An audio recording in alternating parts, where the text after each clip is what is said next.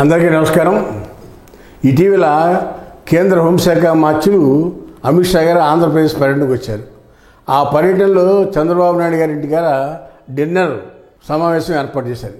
ఈ సమావేశంలో రాష్ట్ర రాజకీయాలతో పాటు పక్క రాష్ట్రమైన తెలంగాణ రాష్ట్ర రాజకీయాల గురించి కూడా కూటమి తరపున ఆలోచన చేశారు.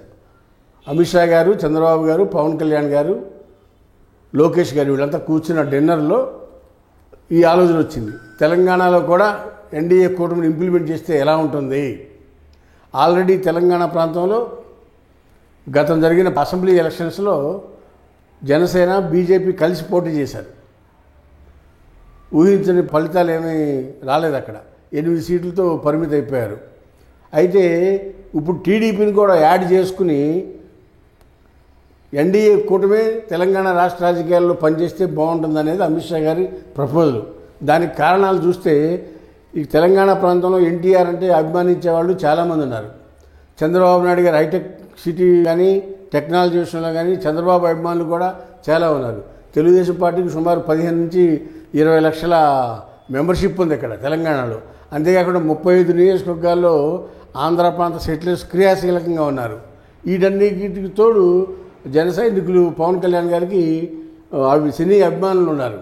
జన సైనికులతో పాటు ఫ్యాన్స్తో పాటు ఇక్కడ మున్నూరు కాపు అనే వర్గం కూడా మరి పవన్ కళ్యాణ్ అయితే ఇప్పుడు వరకు ఓన్ చేసుకోలేదు. వాళ్ళు మున్నూరు కాపు అనేవాళ్ళు ఆంధ్ర కాపుల్ని ఓన్ చేసుకోలేదు. వీళ్ళు ఇక్కడ బీసీ కింద వస్తారు, అక్కడ ఓసీ కింద వస్తారు. కాబట్టి ఆ డిఫరెన్స్ ఉంది ఇద్దరికి. వాళ్ళు కూడా ఒకవేళ పవన్ కళ్యాణ్ ప్రభావితం చేయగలిగితే అటు బీజేపీ ఎలాగ ఉంది, ఈ 3 ఉన్నాయి. కాబట్టి కూటమిని ఇక్కడ ఇంప్లిమెంట్ చేస్తే బాగుంటుంది. దీనికి ట్రయల్గా రాబోయే ఫిబ్రవరిలో రాబోయే లోకల్ బాడీస్, జడ్పీటీసీ, ఎంపీటీసీలు ప్లస్ పంచాయతీల్లో లోకల్ బాడీస్లో ఒక ట్రయల్గా ఈ కూటమి తరపున అభ్యర్థులు నుంచోబెట్టి కంటెస్ట్లోకి వెళ్తే ఎలా ఉంటుందనేది ఆలోచన చేశారు.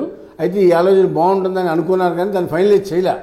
అయితే లోకల్గా తెలంగాణలో ఉన్న రాజకీయ నాయకులను, బీజేపీ నాయకులను కూడా సంప్రదించి తర్వాత వాళ్ళ అభిప్రాయాలను కూడా తీసుకున్నాక ఢిల్లీలో ఒక మీటింగ్ వేసి అక్కడ ఫైనల్గా నిర్ణయం తీసుకుందామని చెప్పి దాన్ని చర్చించడం వరకు చర్చించారు. అయితే చంద్రబాబు గారు, పవన్ కళ్యాణ్ గారు కూడా దీనికి సమ్ముఖంగా ఉన్నారు. ఎందుకంటే తెలంగాణలో ఎలాగైనా సరే పాగా వేయాలని జనసేన, ఇటు టీడీపీ కూడా ఆలోచన చేస్తూ ఉన్నారు. పార్టీని ఇంప్లిమెంట్ చేయాలనేది తెలుగు తమ్ముళ్ళు ఆలోచనగా ఉంది.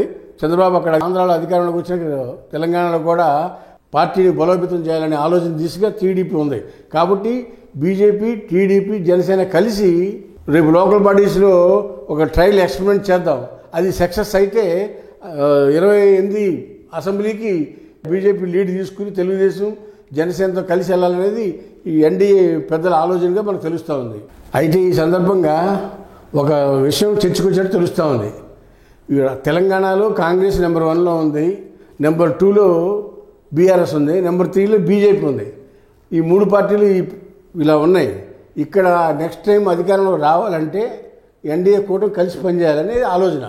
అయితే కేసీఆర్ నమ్ముతాకి వీల్లేదు కదా. కేసీఆర్ మళ్ళీ బీజేపీ వాళ్ళు, టీడీపీ వాళ్ళు, జనసేన కలిసి పోటీ చేస్తే ఆంధ్ర పార్టీలతో బీజేపీ కలిసి పనిచేస్తుంది అని ఆంధ్రావాదాన్ని తెర మీద తీసుకొస్తారేమో అని ఒక చిన్న డౌట్ ఉంది. సరే, ఏదైనా రాబోయే రోజుల్లో దీని మీద బీజేపీ వాళ్ళు అధ్యయనం చేసి ఒక నిర్ణయానికి వస్తారనేది తెలుస్తూ ఉంది. వేసి చూద్దాం ఏం జరుగుతుందో. రాజకీయాల్లో ఏదైనా సాధ్యం అవ్వచ్చు, అసాధ్యం అవ్వచ్చు.